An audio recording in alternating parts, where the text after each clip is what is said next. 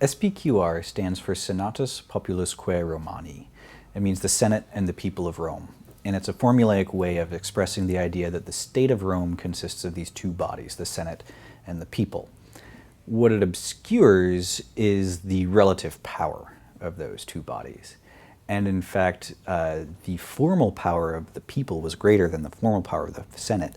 But in actuality, because of the system of magistracies, because of the way that legislation was proposed and passed, the actual power of the Senate far outstripped the power of the people. And so while the people had some important influence, it was mostly confined to the election of magistrates who then went on to make up the Senate. So the Senate was by far the more powerful body in the day-to-day running of the city of Rome. The optimates and the populares were groups who were defined not so much as political parties as by electioneering strategies. These terms come from Cicero, writing in the 1st century BC, and the optimates were the people who sought election by gaining the favor of the aristocrats, and the populares were people who sought election by gaining the favor of the non-elites. But they weren't like political parties today. There was no formal corporation, there was no formal membership. These were styles of campaigning that oftentimes led to these natural constituencies of populares and optimates, but they were much, much more fluid than political parties are today. They didn't work... The politicians operated as individuals, sometimes in alliance with other like-minded individuals, but not always. They didn't operate as members of a political party in order to advance a previously defined agenda. They operated as individuals, and the terms populares and optimates are used to describe the ways in which they advanced their own agenda.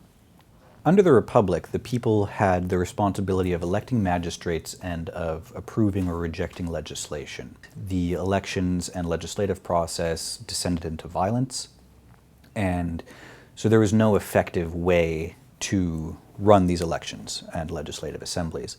And so the power of these that the people used to hold was taken on by the monarch, by the emperors.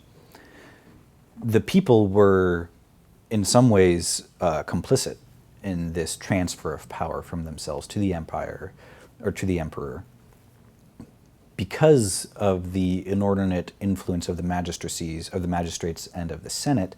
They saw the emperor as being somebody who could protect their interests better than the elected officials.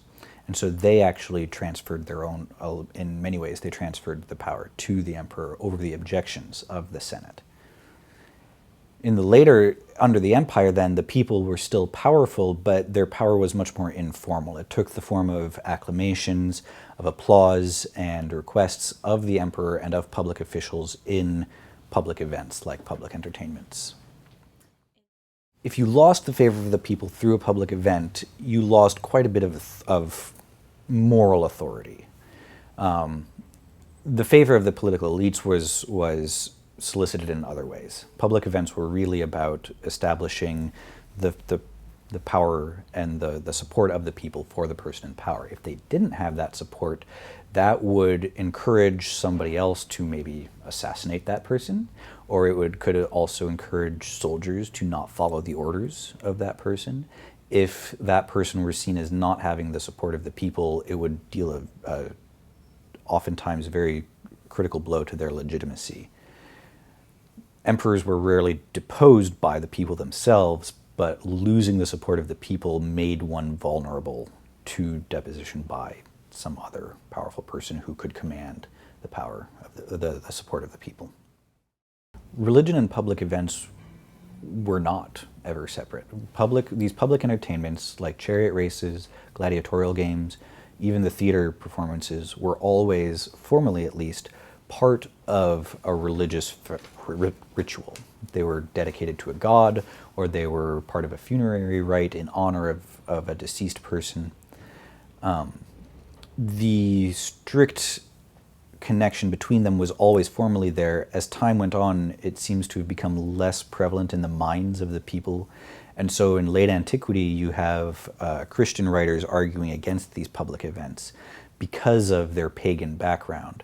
And they are a wonderful source in explicating how infused with religion these public events were, but at the same time, the amount of time they spend explicating it indicates that in the minds of a lot of their followers, the connection wasn't so obvious anymore. The supply of food to the city of Rome was always precarious. It's a very large city, and so the responsibility for ensuring an adequate supply of grain was placed with public officials, specifically with the grain commissioner and with the prefect of the city, who's in charge of the general administration of the city.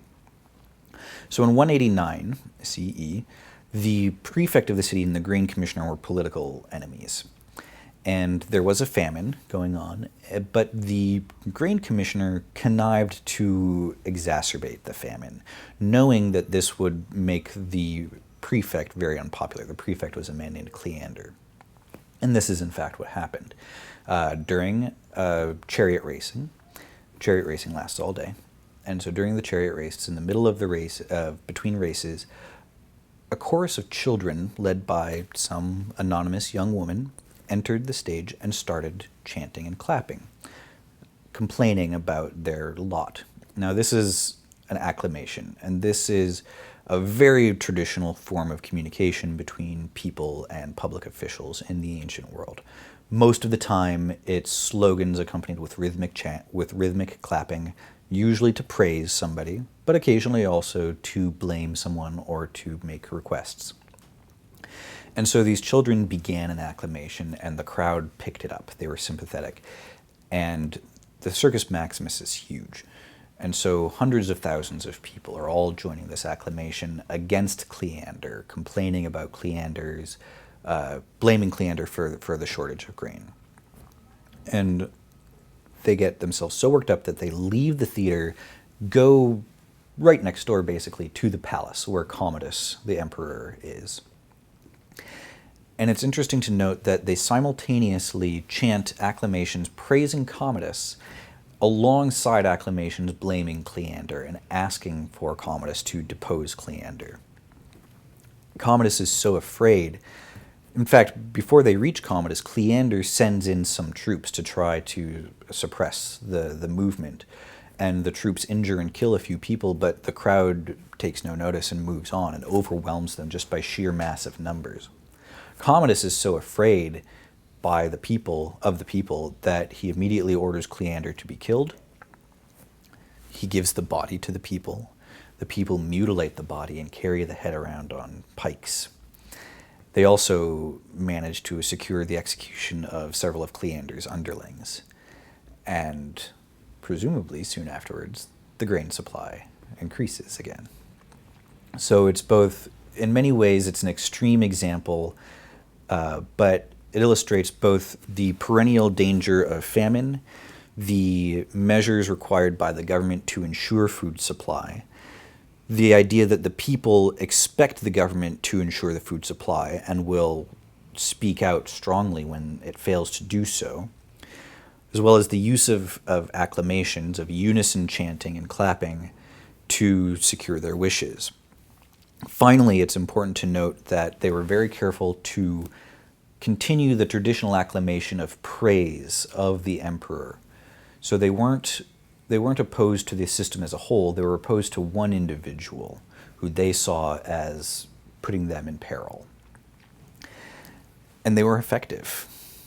They got Cleander's head.